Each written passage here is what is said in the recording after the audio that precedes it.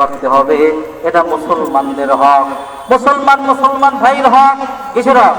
মুসলমান ভাইয়ের হক, এটা আদায় করতে হবে।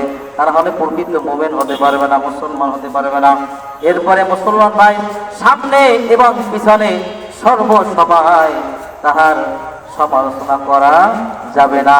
সামনে এবং পিছনে তার গুণগান বলতে হবে, তাহার ভালো বলতে হবে।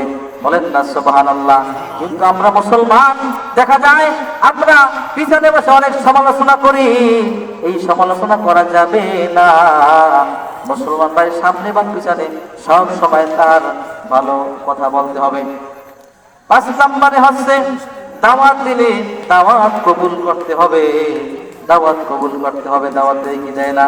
মুসলমান ভাই যদি দাওয়াত দেয়, দাওয়াত গ্রহণ করতে হবে, দাওয়াত কবুল করতে হবে।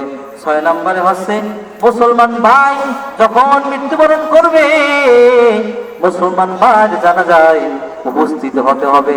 জোরে বলেন না সুবহানাল্লাহ। এটা মুসলমানের হক। এক মুসলমান অপর মুসলমানের জন্য 6টি হক রয়েছে। কয়টি হক? 6টি হক রয়েছে। এগুলো আমরা আমল করার চেষ্টা করব ইনশাআল্লাহ। সবাই বলেন ইনশাআল্লাহ। এগুলো আমল করলে আমরা প্রকৃত মুমিন হতে পারবো।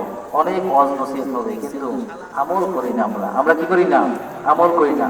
আমার সামনে অনেক বিচক্ষণ জ্ঞানী গুণী মানুষ আছেন, আপনারা আমার এইখানে বসার যোগ্যতা নাই।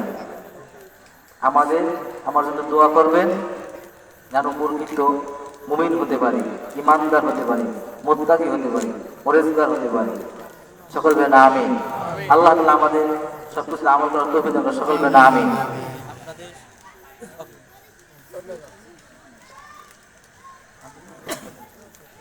সম্মানিত হাজিরিন, আপনাদের সম্মুখে